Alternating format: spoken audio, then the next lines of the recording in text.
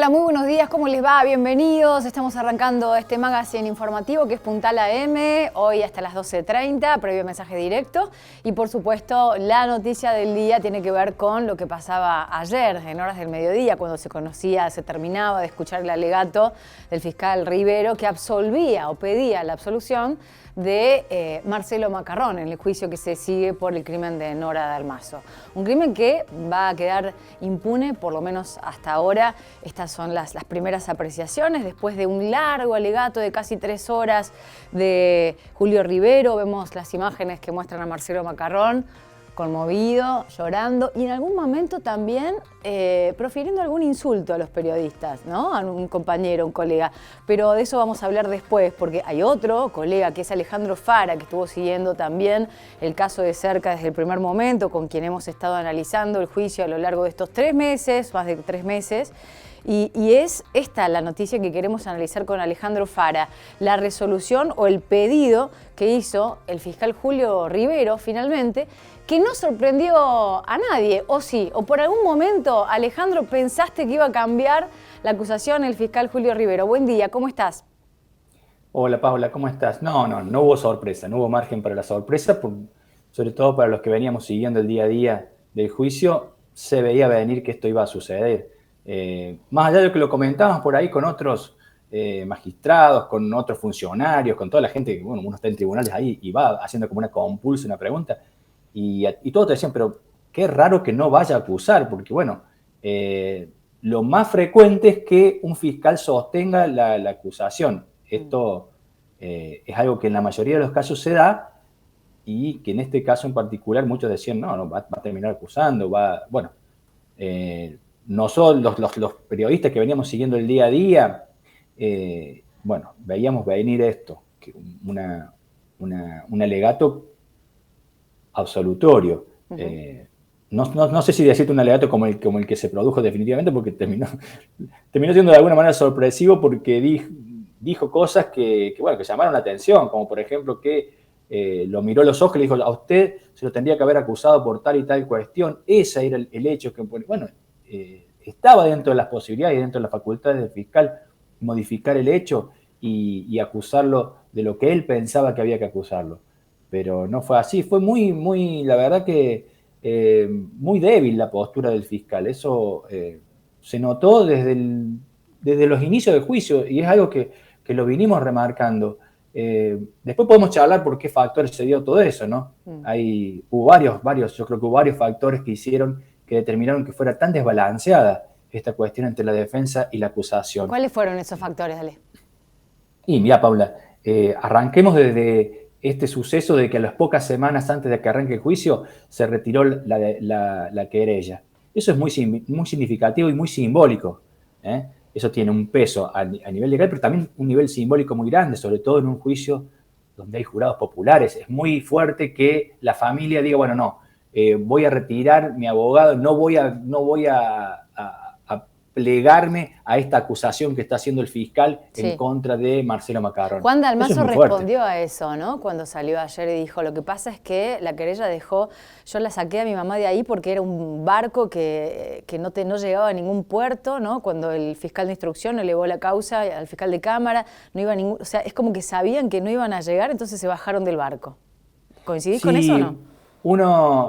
Bueno, mis características, yo soy muy cuidadoso y no me gusta juzgar a las personas y a la gente, cada uno tiene su forma de actuar y de reaccionar frente al dolor, pero voy a lo concreto, y lo concreto es que Juan Dalmazo, fuera de la sala, tenía una postura de decir, bueno, sí, la verdad es que no pongo las manos en el fuego o me genera dudas o esto, pero dentro del tribunal y dentro de la sala, que es donde realmente importan las cuestiones, sobre todo las cuestiones legales, fue, te diría que en sintonía con la postura defensiva de Marcelo Macarrón.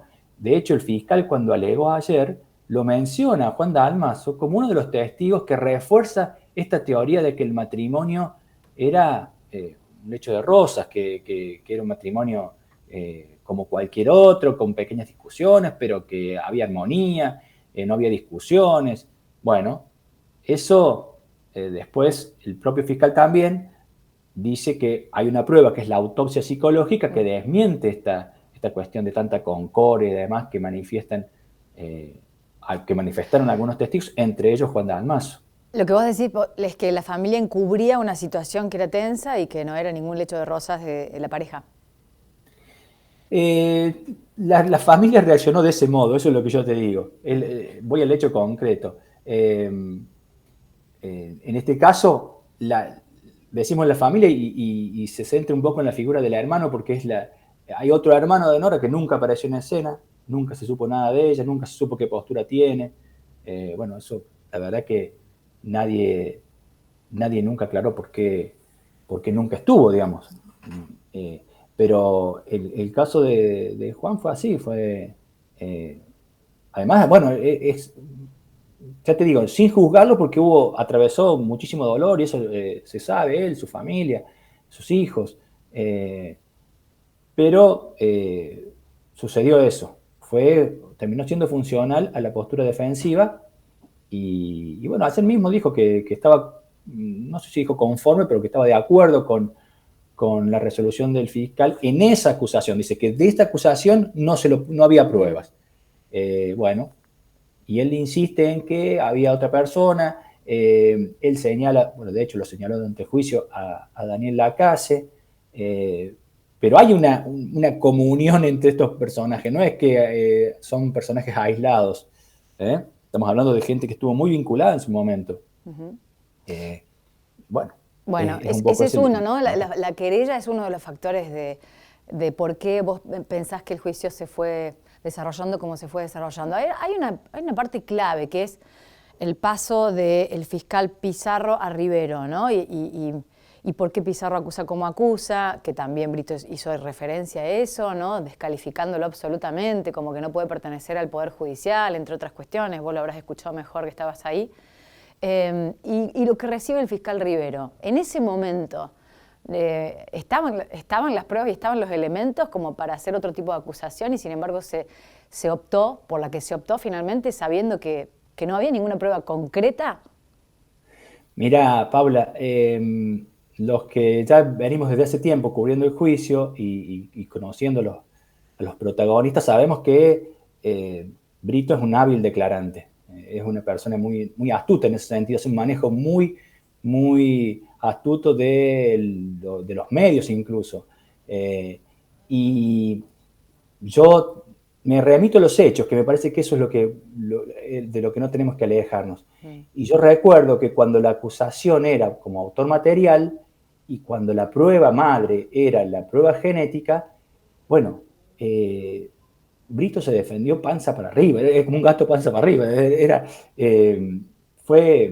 Hizo lo indecible para que esa acusación se cayera. De hecho, se terminó tomando de un artículo que publiqué yo en Diario Puntal, para decir que el fiscal había adelantado opinión, lo llevó a una cámara, me llamó como testigo, y aunque yo denegué porque era una opinión periodística, que decía, bueno, el fiscal va a terminar acusando por este y este elemento, bueno, se valieron de eso para apartarlo a Miralles.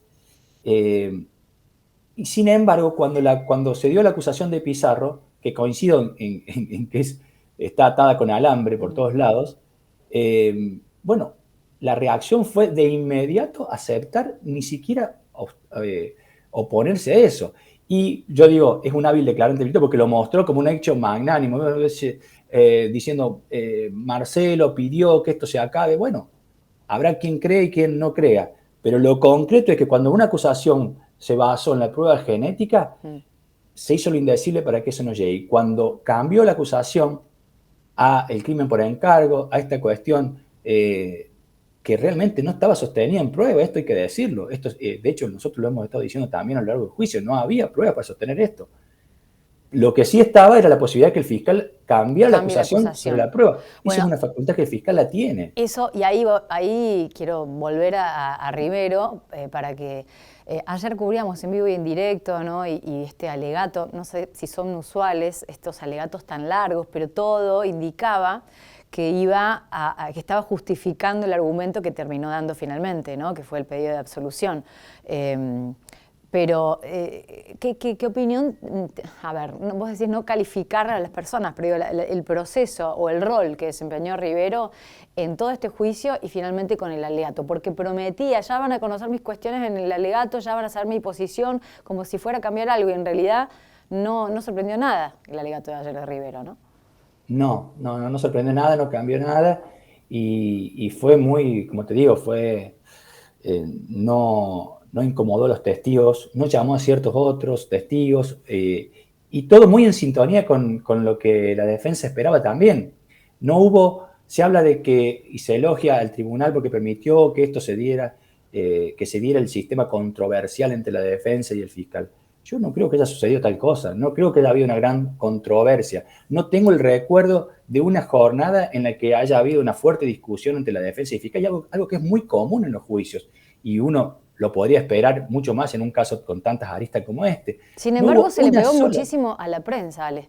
Lo que escuchamos ayer, y Rivero y Brito, los dos, ¿no? Bueno, fíjate, Pegándole Paula, a la prensa y aludiendo directamente, bueno, a cada uno de los trabajadores que estuvieron cubriendo y que estuvimos cerca en el juicio.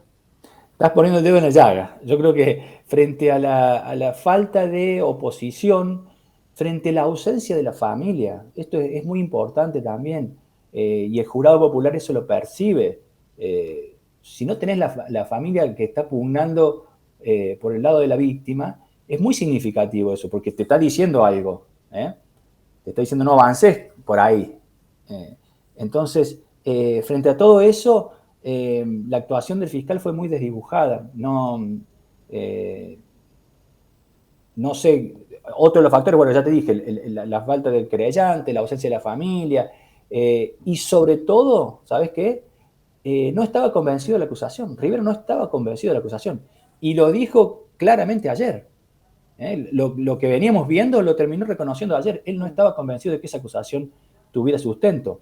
Bueno, pero lo debió decir desde el principio y ahorrarnos semejante Claro, pérdida de tiempo. eso. Fueron 3 meses y la gente como que está como enojada, bueno, desahuciada ya hace tiempo, ¿no? Que en la opinión en la calle, digo, es el caso de Almazo. Hace 15 años que venimos esperando por la resolución de un femicidio que no entró caratulado como femicidio, pero donde sabemos que hubo, que estuvieron todos los elementos. La sensación es que se gastó dinero en algo que ya sabía que no llegaba a ningún lado. ¿Es así? Sí, yo creo que todos tuvimos esa, o la mayoría, tampoco quiero meter a todo el mundo porque no todos pensarán igual, pero muchos de los colegas que estuvimos en tribunales, te diría que a la semana empezamos a ver como que esto era una gran puesta en escena, donde, a ver, decían, ¿por qué no se llaman a este? ¿Por qué demoraron tanto en llamar a Rohrer? A ver, se suponía que era uno de los testigos a los que primero había que preguntarle. Se especuló con que ni siquiera lo iban a llamar. ¿Por qué no llamaron en su momento a Guillermo Albarracín? Sí. ¿Por qué no ¿por qué se esperó hasta el final para ver si Alicia sí podía o no declarar? No había una intención realmente de tener ese testigo. Eso se traslució, se quedó muy claro. Por eso, bueno, es que sucedió todo esto, Pablo. No es algo descolgado lo que pasó ayer, yo creo que fue una síntesis. Y esto que vos me preguntabas respecto de la prensa es muy significativo y es muy simbólico, porque frente a eso, frente a tanto desbalance entre las dos posiciones, una cuestión tan desproporcionada entre una defensa fuerte y aguerrida, con todos los elementos, con un conocimiento del expediente de punta a punta, bueno, frente a todo eso, el único contrapeso que podía haber eran esos 2 o 3 periodistas que estaban sentados ahí desde que arrancaban las audiencias hasta que terminaban, y los otros tantos que estaban en la sala de prensa. En ese sentido, molestó mucho, y eso quedó claro, a todos, tanto a la defensa como al fiscal, que se estuviera reflejando el día a día de este juicio. Ayer Brito ironizó diciendo que acá en el juicio pasa A y el diario dice B, y entonces la gente piensa que, bueno, esto cae por su propio peso, porque no únicamente estuvo el diario en No, pero fue con todos los medios en general, bueno, fundamentalmente los locales, que estuvimos ahí más de cerca en el día a día, porque a nivel nacional cuando vieron que no daba para mucho, se fueron, ¿no? Y no cubrieron tanto o no estaban tan pendientes. Ale, finalmente, bueno, la defensa hace un pedido de justicia, ¿no? El fiscal pide justicia ahora, todos piden justicia por Nora. ¿Estamos a tiempo de que se haga justicia por Nora Dalmazo? En absoluto. Te respondo así porque no hay forma de que hoy se persiga penalmente a otra persona. Eso hay que ser claro. Lo que hay es la posibilidad de conocer la verdad alguna vez. Si alguien reconoce, yo no tengo mucha fe en que esta misma justicia que transcurrió 15, 16 años sin obtener pruebas concluyentes, las vaya a tener ahora. El fiscal Galleno Solegato dijo que lo equiparó con el caso de Ale Flores, a la investigación que pretenden seguir llevando a cabo y demás. Vos recordás que en el caso de Ale Flores se descubrió a los responsables cuando ya no había forma de perseguirlos. Entonces fue una situación muy, muy dolorosa para toda la ciudad, porque el fiscal terminaba diciendo, bueno, yo sé que son estas dos personas que actuaron y hicieron tal cosa, pero hoy no los puedo juzgar. ¿Está bien? Yo no sé si significó algún alivio o no para esa mamá, pero a los efectos legales ese hecho quedó impune. Y este hecho también. Lamentablemente. Gracias, Ale, por tu disposición y por tu tiempo y por todo el trabajo realizado junto con el resto de los colegas que participaron con el Grupo Puntal y con el resto de los colegas de otros medios también, con los que trabajamos mancomunadamente, ¿no? Se ha generado un equipo interesante. Muchas gracias. Sí, así es. Te agradezco a vos y a todos los colegas porque la verdad que nos hemos sentido muy acompañados, sobre todo en esas jornadas donde ya se iba raleando el interés y la repercusión nacional y demás. Y bueno, y quedamos los de siempre. Un abrazo, Ale, gracias. Abrazo grande para ustedes. Alejandro Fara, periodista judicial, especializado, por supuesto, siguiendo el juicio desde el primer momento, con la cobertura junto a Hernán Baca-Narvaja, con especiales del juicio a Marcelo Macarrón por el crimen de Nora Dalmazo, en el que finalmente el único imputado, resultó absuelto, ¿no? Por pedido del propio fiscal, Julio Rivero, en el día de ayer, y todas las repercusiones de las que seguramente vamos a seguir hablando durante el resto de la semana y seguramente durante mucho tiempo más, porque el crimen sigue impune. Y lamentablemente, como dice el especialista Alejandro Fara, no hay vuelta atrás, no hay tiempo para buscar el verdadero culpable del asesinato de Nora Dalmazo.